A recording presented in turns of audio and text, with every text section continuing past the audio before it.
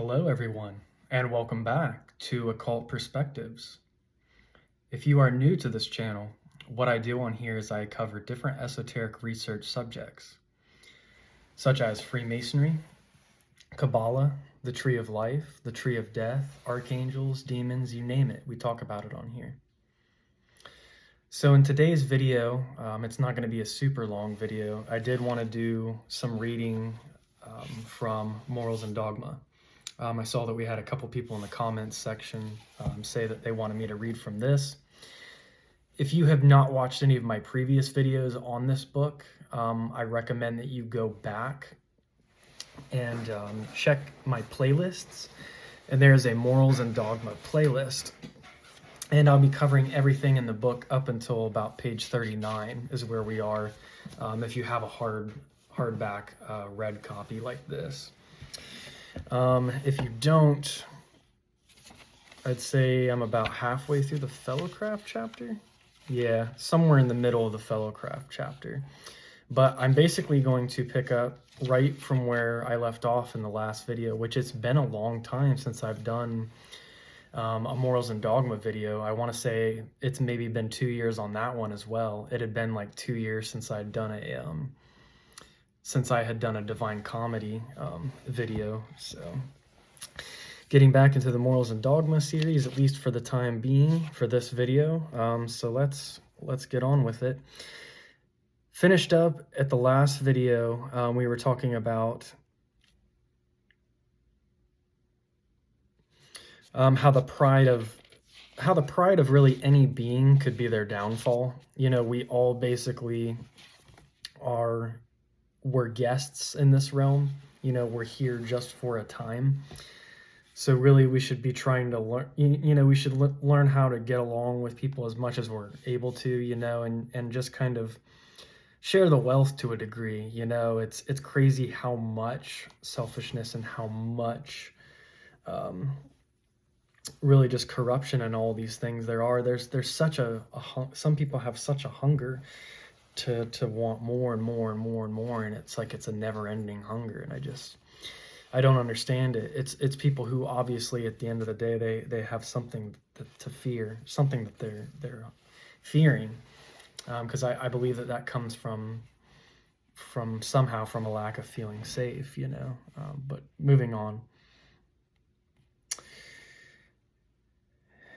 So is this creature to make for himself a crown of glory, to deny his own flesh, to mock at his fellows, sprung with him from that same dust, to which both will soon return? Does the proud man not err? Basically, does he not have errors? Does he not suffer? Does he not die? When he reasons, is he never stopped short by difficulties? Basically, it's saying nobody's perfect, so we all have our shortcomings. When he acts, does he never succumb to the temptations of pleasure? ? When he lives, is he free from pain? Do diseases not claim him as their prey? When he dies, can he escape the common grave? Pride is not the heritage of man. Humility should dwell with frailty and atone for ignorance, error, and imperfection. Yeah, a lot of us in our youth, we have that pride, a lot of pride. I had a lot of it myself.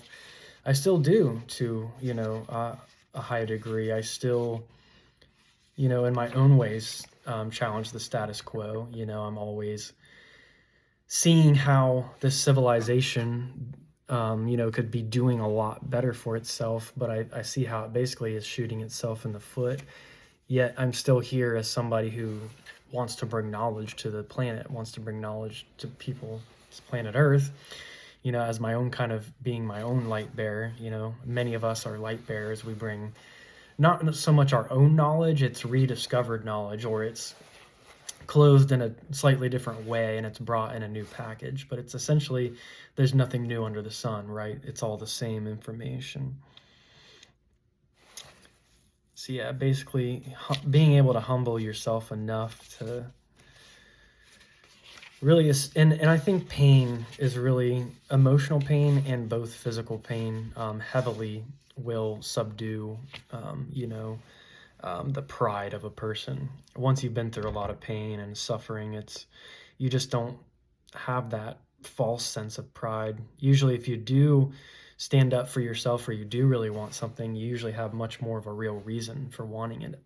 at that point. You start to understand what's important in life and like what's not.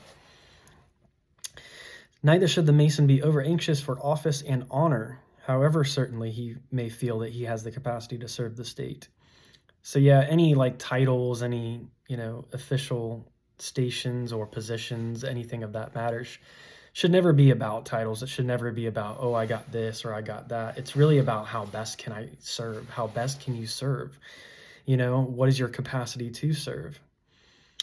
He should neither seek nor spurn honors. It is good to enjoy the blessings of fortune. It is better to submit without a pang to their loss. The greatest deeds are not done in the glare of light and before the eyes of the populace. So yeah, I mean, the best deeds are usually going to be done in the dark, so to speak. It's not in the light of day. Not, nowadays you got people with like a camera wanting to film every single aspect of their life. Like, look what I did this, and true charity is like doing it and not going around gloating about it.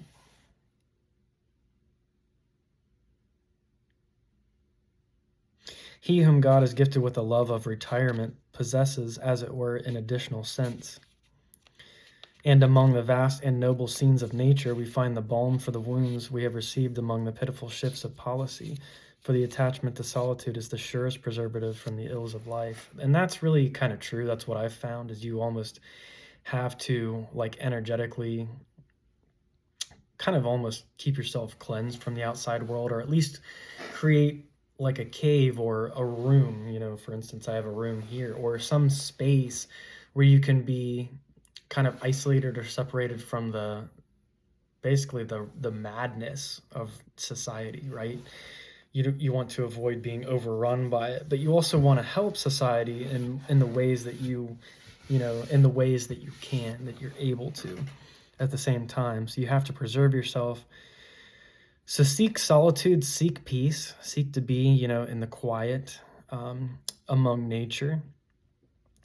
And yeah, basically someone who God has gifted with a love of retirement possesses, as it were, an additional sense. And I always joke, even though I have like a day job, or whatever, I still considered myself retired, because I did like music for 12 years and did that alongside having a job. So I went out and had all kinds of crazy adventures doing that. I did the whole, I've been through the Masonic line all the way up to Worshipful Master. So I just feel like I've done a lot of things in life. I've had a lot of journeys, and I'm kind of like a tired old man at this point. I really just enjoy the company of deep people, like people who have really special souls or deep souls. Basically people who are not super shallow, like people who have a lot of depth to them are the people that I want to connect with. I want to have in my life, people I can sit down and have a deep and meaningful conversation with for hours. That's really the kind of people that I want to surround myself with, So, yep, because most people, they run around and they can't. It's like they can never be satisfied. They wouldn't even know what to do if they were retired or if they weren't working. It's like, I know people like that. It's like, oh, if I didn't work, I don't know what the hell I would do. You literally have to have the self-discipline to, if you don't have a job, you have to motivate yourself to go exercise and go on walks and do things, and then have hobbies. You have to have interests. You have to keep staying active, or your body will just disintegrate, right? Especially at those older ages.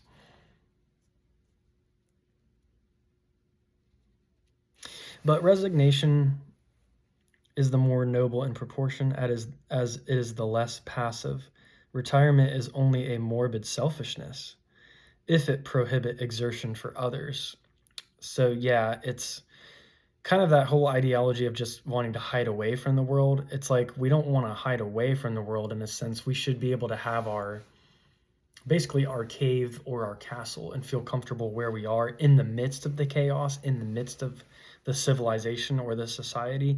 And then we can have our peace of mind, we can have our safety, we can have our harbor, our hut, if you will. We can be we can be hermits in the hut, so to speak, but we also want to provide some benefit to society as a whole, or to reality, or serving evolutionary purposes in creation. We don't just want to sit idle our entire lives, is what it's getting at. Because just wanting to retire and like go live somewhere on a tropical beach and just relax for the rest of your life and party, that's not what life's really about. It's, if there's not an adventure, if there's not something you're working towards, yes, you can retire, you can go be at peace, but you also want to be laboring towards the great work in some way or fashion, essentially. It's only a morbid selfishness if it prohibit exertion for others, as it is only dignified and noble when it is the shade whence the oracles issue that are to instruct mankind. Trying to see what he's saying there.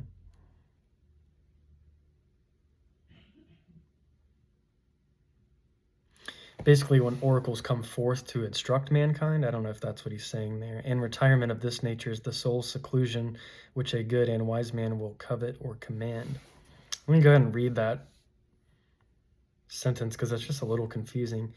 Retirement is only a morbid selfishness if it prohibit exertion for others, as it is only dignified and noble when it is the shade whence the oracles issue that are to instruct mankind. And retirement of this nature is the sole seclusion which a good and wise man will covet or command. I think he's basically just saying the hermits and the wise men that live in solace, that live in solitude, and they're gaining wisdom, they're really going deep within and actually doing all the shadow work and all those sorts of things. Basically like the graybeards, like if you've ever played Skyrim, that live up on the mountain. I always kind of see them as like the druids, or like the hermits, like Hermes Trismegistus or something like that.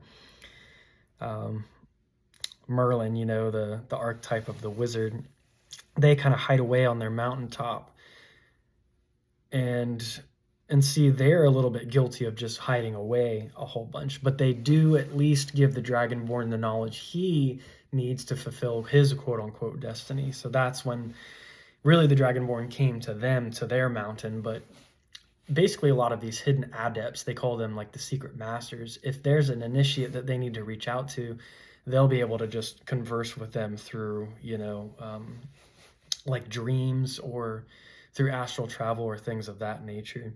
So if there's anybody that's actually that deserving, of being contacted by the masters, they will reach out to that individual. And those masters are in solitude, but I think that's what it means, like when the wise people come out of their place of seclusion to bring forth wisdom to mankind, essentially. The very philosophy which makes such a man covet the quiet will make him eschew the inutility of the hermitage. Some of these sentences, I'm just not sure, because I don't know what eschew means. ESCHEW, the inutility of the hermitage.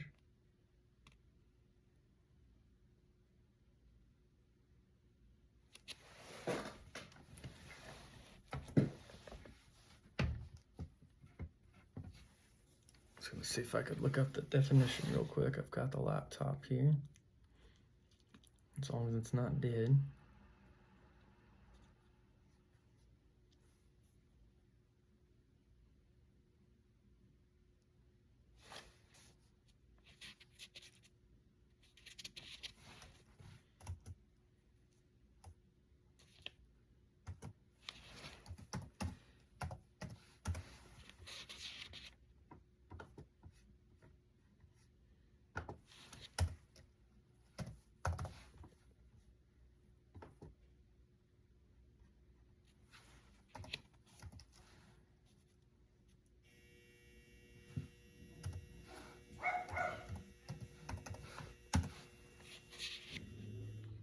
Deliberately avoid using or abstain from is what that means. So the very philosophy which makes such a man covet the quiet will make him avoid using the inutility of the hermitage. Interesting.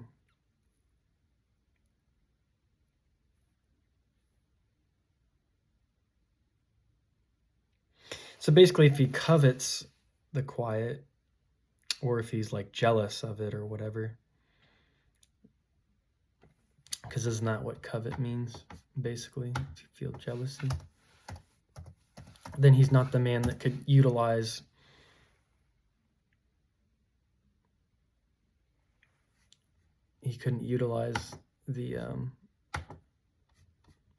the act of being a hermit anyway, is what it means.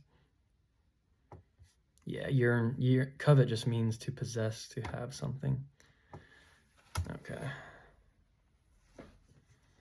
Very little praiseworthy would Lord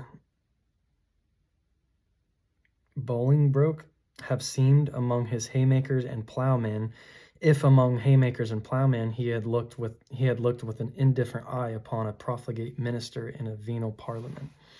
Very little interest would have attached to his beans and vetches if beans and vetches had caused him to forget that if he was happier on a farm he could be more useful in a senate, and made him forego in the sphere of a bailiff all care for re-entering that of a legislator.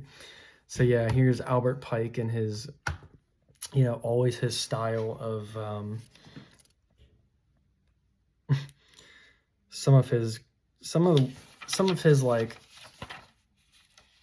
and I guess like 75% of this book, I guess, is basically copy pasted from a Eliphas Levi book, I believe is who it was.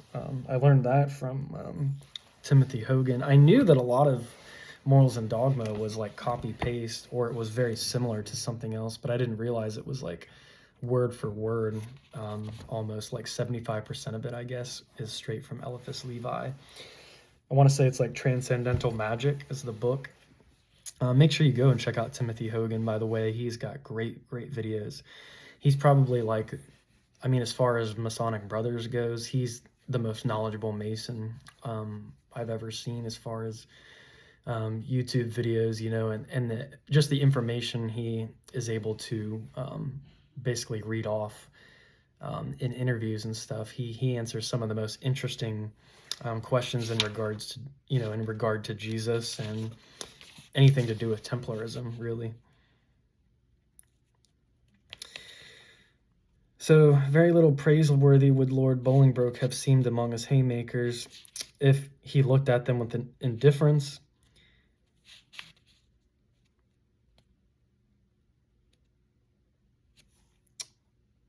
And then he had looked with an indifferent eye upon a profligate minister in a venal parliament. Very little interest would have attached to his beans and vetches if beans and vetches had caused him to forget that he was happier on a farm.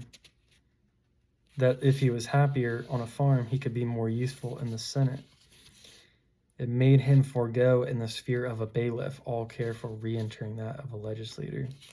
I feel like what I'm going to get from this sentence is not nearly enough. It's not nearly worth it for me to really even try to break down what this whole sentence is trying to tell me. I think it basically is just saying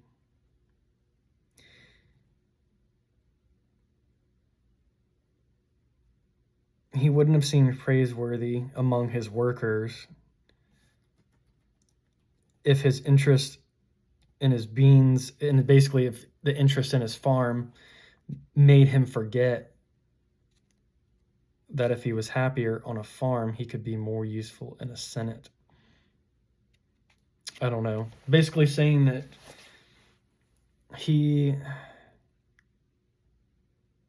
I don't know what they're saying. If he's, I wish he could have worded this like a lot differently. It's older language at this point. Nowadays, I think language has become more efficient. Like the English language, we can say a lot more without saying so many words, without using so many fucking words. Like you can convey messages much simpler by condensing it down. I'm a big fan of condensing things. Like I think like most of reality could be condensed. Like we don't even I don't feel like we need to experience all this shit, but apparently we do. So, but I like getting right to the point Give me the good. Give me all the knowledge, the light, all that good stuff, and then forget the rest, right? Wish it was that easy. Wish it was that easy. Because as we know, all the bullshit and all the, all the quote unquote bad stuff is actually what makes way for the beautiful stuff sometimes, right? It's really pretty,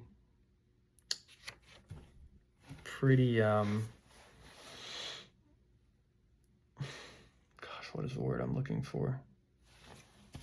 Paradoxical. So yeah, this sentence is just like driving me nuts. So I don't know if it's saying that he would have been praiseworthy. He wouldn't have seemed praiseworthy if his indifference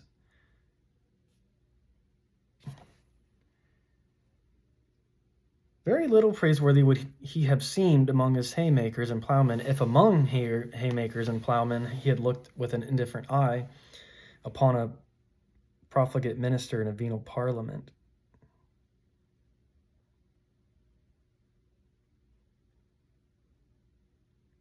I don't know what he's trying to say. Some kind of political bullshit that's probably not really important, because we're trying to get to the more esoteric stuff in this anyway.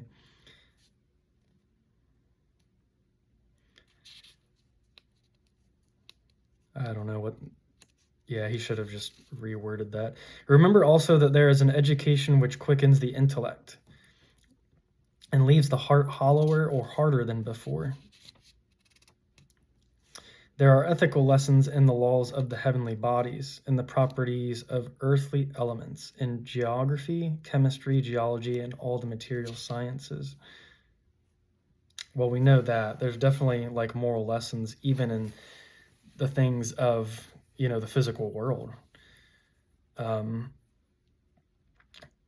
Ethical lessons exist in the heavenly bodies, the properties of earthly elements, geography, chemistry, geology, and all the material sciences. Things are symbols of truth. Properties are symbols of truth. Science, not teaching moral and spiritual truths, is dead and dry, of little more real value than to commit to the memory a long row of unconnected dates, or of the names of bugs or butterflies. So that's what's wrong with the modern educational system. It's more about just memorization and just like knowing what the answers to things are, but not necessarily having the understanding that goes with it. There is an education which quickens the intellect and leaves the heart hollower or harder than before. I'm glad he mentions that, because when you become really calculated and logical and reasoning, all that left brain type stuff, it does tend to make one like a harsher or a colder person. It just does. That's part of what comes with that type of thinking for whatever reason. It's more draconian. It's more, whatever. That's just how it is. Christianity, it is said, begins from the burning of the false gods by the people themselves. Education begins with the burning of our intellectual and moral idols. Our prejudices, notions, conceits are worthless or unnoble purposes, essentially.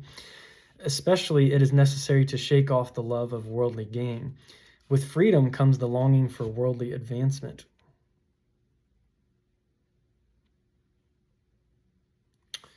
I guess with freedom of the country is what he means, not individual freedom. Otherwise, you wouldn't long for worldly advancement, right?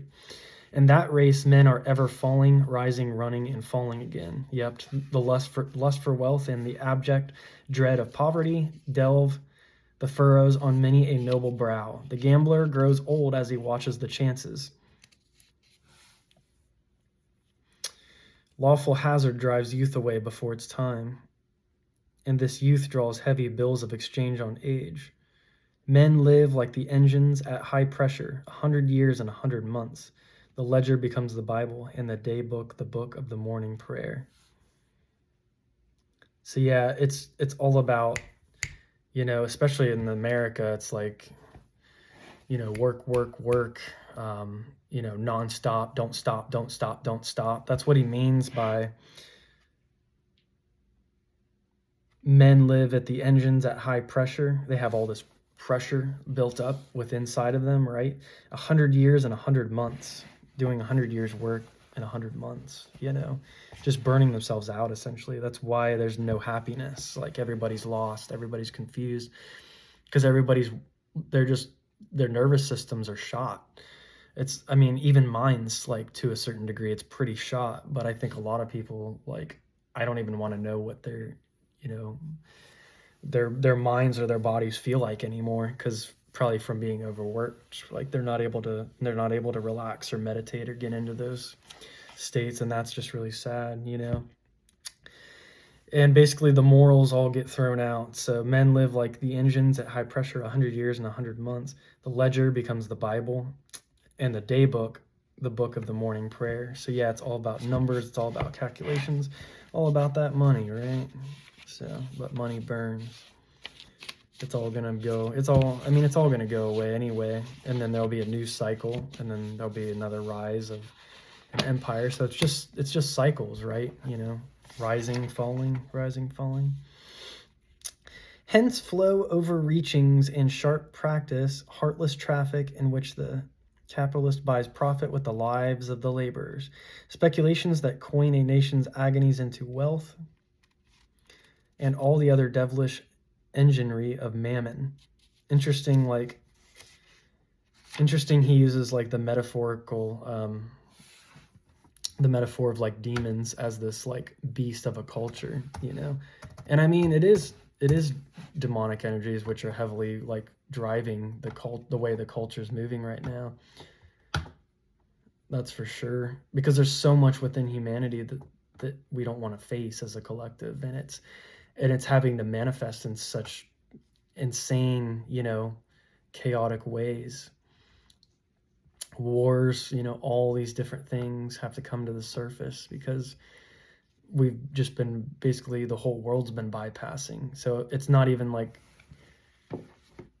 it's not just like one group of people. It's basically everybody's been ignoring reality, ignoring nature and natural laws, and that's why we've been suffering, like, for this long of a time. Mammon is wealth regarded as an influence of false object or worship and devotion. It was taken by medieval writers as the name of the devil of covetousness. Interesting. Okay, so mammon. This and the greed for office are the two columns at the entrance of the temple of Moloch. So yeah, also tying Moloch to all of this stuff.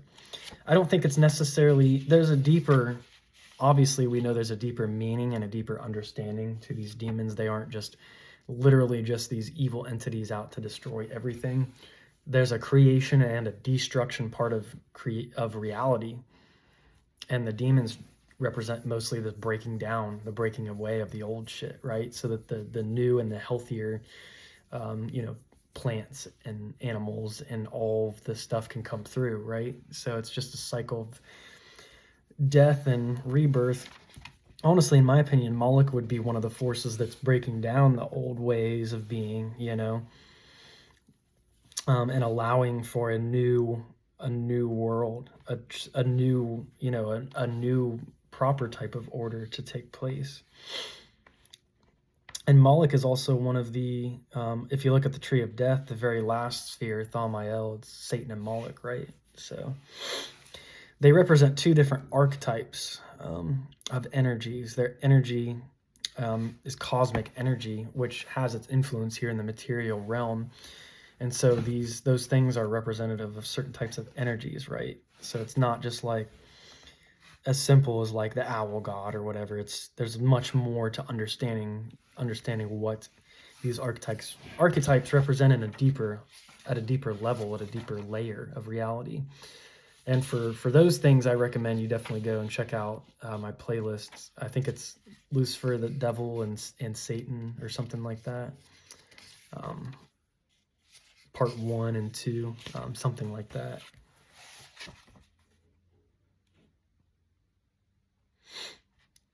It is doubtful whether the latter, blossoming in falsehood, trickery, and fraud, is not even more pernicious than the former. So talking about the two columns at the entrance of Moloch, which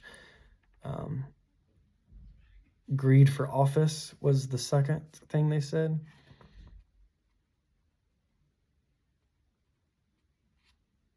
And then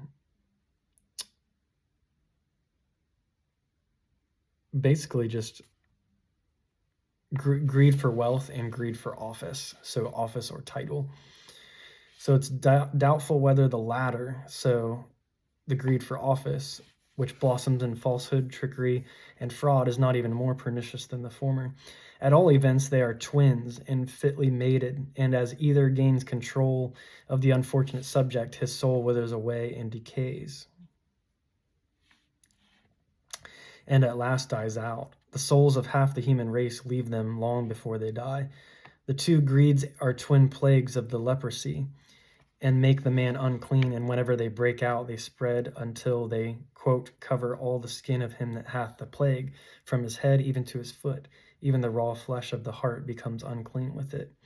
So yeah, these forces that he's talking about, when they're not used in their proper way, in their proper form, Satan and Moloch, these Thamael, it's the pressure, it's the utmost duality you can have in any one principle or in any one thing. So it's basically these two sides at quote-unquote war with each other, but what they do is they form the ultimate pressure, and then from that the black diamond's formed. So the things in life, basically in the world, that need that uttermost pressure placed upon them, these energies can be used for, the betterment of evolution, but they're really being used in a way that's not healthy, that's not good, and it's bringing more falsehood and more destruction, and that's just going to cause those energies to turn on those people, even worse than what, if those energies would have just been left alone. So when you're using crucial energies like that, you just really have to take like karma, in its full, understand karma in its entirety, that everything cycles around and it's going to come back around. But yeah, we talk about Thamael. I have a couple videos where I talk about that in depth, and the energy of the twins at that sphere. Alexander of Macedon, Macedon, I don't know if I'm saying that right, has left a saying behind him which has survived his conquests. Nothing is nobler than work. Work only can keep even kings respectable. And when a king is a king indeed, it is an honorable office to give tone to the manners and morals of a nation, to set the example of virtuous conduct, and restore in spirit the old schools of chivalry, in which the young manhood may be nurtured to real greatness. So yeah, what he's saying here is that work is a good value. It's a good moral ethic to want to work to some degree. I mean, we obviously know, just hit 33:11 in the video. That was really cool. But yeah, I mean, everybody has to, for the system to move forward and for things to be provided for, even just the necessities, there has to be some kind of common work, some kind of common ground, a foundation. There has to be a foundation formed. And there is virtue in being a good worker, in showing up, every day that you're supposed to, and putting in that time. And it's just that the problem with this world and this country is we're putting in so much work, but it's not getting us anywhere. It's not getting us anywhere because the foundation's not stable. This foundation's, everything's built on is rubbish. And then basically, we're just working ourselves to feed the horde. Basically, these twin spirits he was talking about, the Thamael and Satan energies, they're just consuming. It's like a black hole that consumes. And that's what most people have become. They've just become like this force that just wants, it's about me. It's about consume, more. So yeah, the world it's going to have to slow itself down at some point. It's going to have to build a solid foundation. Everybody's going to have to work together. And then once that foundation is laid down, it's always going to take work to maintain a kingdom, right? It's nothing nobler than work. Work only can keep even kings respectable. And when a king is truly a king, it's an honorable office to give tone to the manners and morals of a nation. So he needs to basically set a good example. He needs to show that he can do good work too, and that he is working, and that he's not just using his kinghood to just gain power and sleep with women, or whatever. So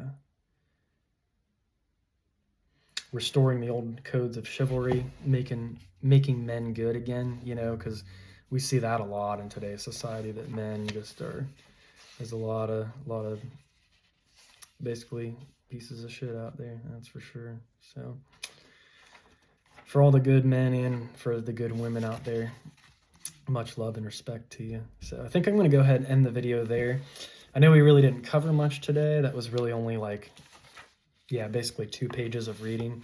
So it kind of takes a lot to go into what he's saying in this book sometimes. That's why I do so many different videos on the playlists for these. I think this is like video 9 or 10 maybe now.